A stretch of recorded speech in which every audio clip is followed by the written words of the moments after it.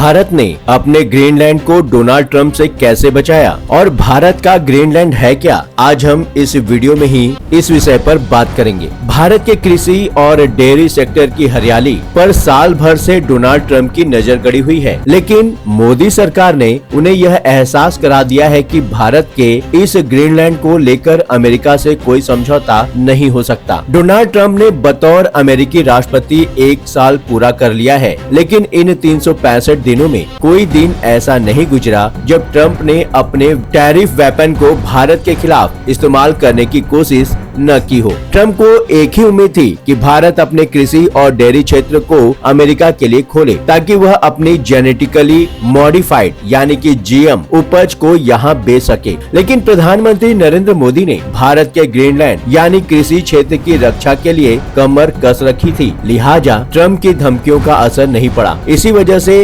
Indo US trade deal नहीं हो सकी। भारत सरकार ने किसानों के हितों को सबसे ऊपर रखा, भले दूसरे सेक्टर्स पर टैरिफ का दबाव बढ़ा हो। अमेरिका से भारत में जितने कृषि उत्पादों का आयात होता है, हम उसका 3 गुना उसे निर्यात करते हैं। ऐसे में डोनाल्ड ट्रंप चाहते हैं कि भारत अपने कृषि और डेयरी बाजार को उसके लिए खोल दे ताकि अमेरिका एग्री प्रोडक्ट्स को भारतीय बाजार में एंट्री मिल सके। इसके लिए साल भर में अमेरिका ने भारत पर टैरिफ बढ़ाने की ढौस देकर काफी दबाव बनाने की कोशिश की। इसके बावजूद मोदी सरकार ने न तो अमेरिका से दोस्ती की परवाह की और न ट्रंप की धमकियों की परवाह की, तो अपने कृषि क्षेत्र और किसानों की, क्योंकि सरकार जानती है कि अगर अमेरिका के जीएम मक्का, सोयाबीन और डेयरी उत्पादों को भारत में एंट्री दी गई तो यहाँ के किसान और पशुपालक बर्बाद हो जाएंगे, क्योंकि भारत में 86% छोटे किसान हैं जो अमेरिका के किसानों के साथ मुकाबला नहीं कर सकते। वीडियो को आधा देखा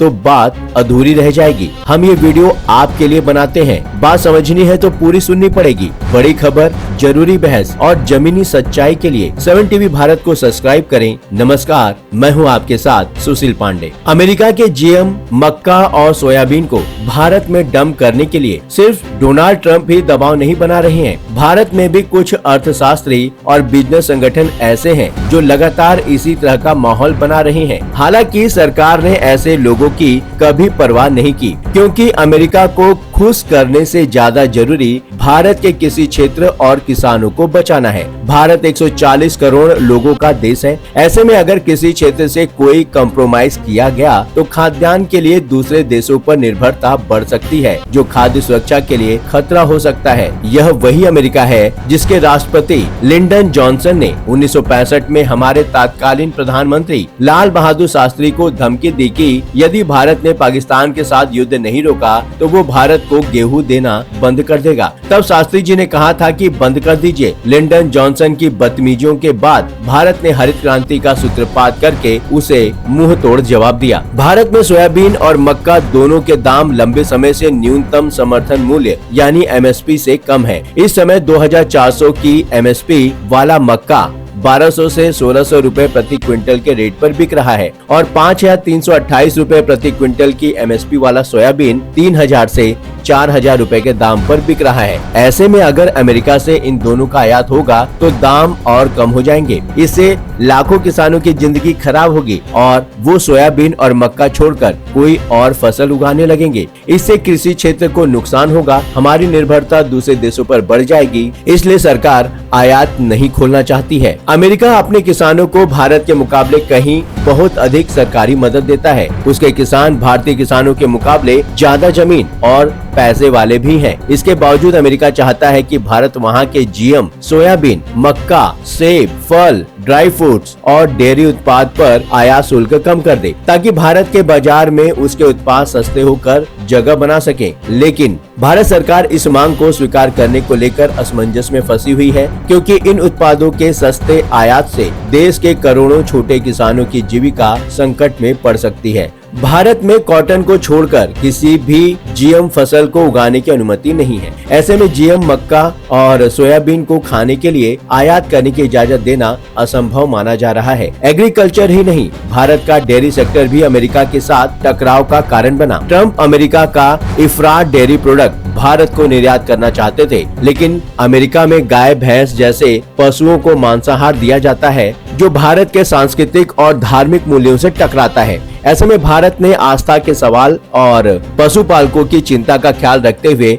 अमेरिकी डेयरी प्रोडक्ट को ना बोल दिया है। सरकारी थिंक टैंक नीति आयोग के सदस्य रमेश चंद्र और वरिष्ठ सलाहकार राका सक्सेना ने मई 2025 में एक वर्किंग पेपर लिखा, जिसमें अमेरिका से जीएम सोयाबीन और मक्का के शुल्क मुफ्त आयात की पैरोकारी की गई थी। इसके बाद किसान संगठनों ने नीति आयोग को किसानों के लिए अनीति आयोग कहना शुरू कर दिया। भारी विरोध के बाद जब सरकार को समझ में आया कि इस सुझाव को मानना देश के लिए कितना घातक हो सकता है, तब आयोग ने इस पेपर को वापस लिया। बात ट्रम्प के पहले कार्यकाल की है। ट्रम्प ने अपनी अमेरिका फर्स्ट पॉलिसी के तहत लोकल प्रोडक्शन और रोजगार को बढ़ावा देने के लिए 2018 में भारत से स्टील और एल्युमिनियम इंपोर्ट पर 25% टैरिफ लगा दिया था। इसके जवाब में भारत ने अमेरिकी सेब, अखरोट और बादाम पर जवाबी ड्यूटी लगा दी। आखिर में अमेरिका को झुकना ही पड़ा। जो बाइडेन ने सितंबर 2023 में एल्युमिनियम स्टील ड्यूटी को वापस लेकर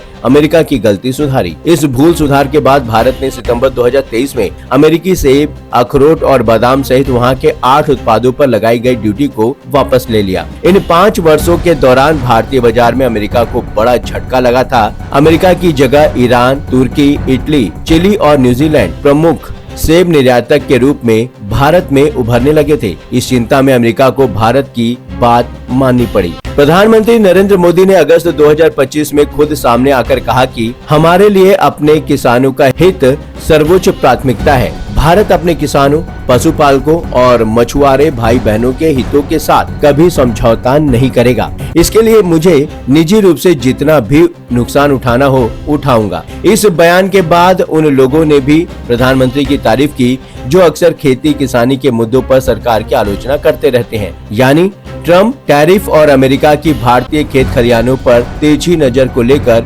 हमारा डिफेंस सिस्टम मजबूती के साथ तैयार है। ट्रम्प को 2 टूक संदेश जा चुका है कि हमारे खेतों की हरियाली को वह ग्रीनलैंड न समझे। जाते जाते छोटी सी गुजारिश आप सभी से, आप हमारे चैनल को सब्सक्राइब करें ताकि आपका हमारा रिश्ता और थोड़ा मजबूत हो जाए। फिलहाल इस विषय को लेकर आप क्या सोचते हैं? जो भी सोच रहे हैं कमेंट सेक्शन में जरूर लिखिए और नोटिफिकेशन के लिए बेल आइकन को दबाना बिल्कुल भी न भूलें। लगातार खबरों के लिए बने रहिए 7 टीवी भारत के साथ।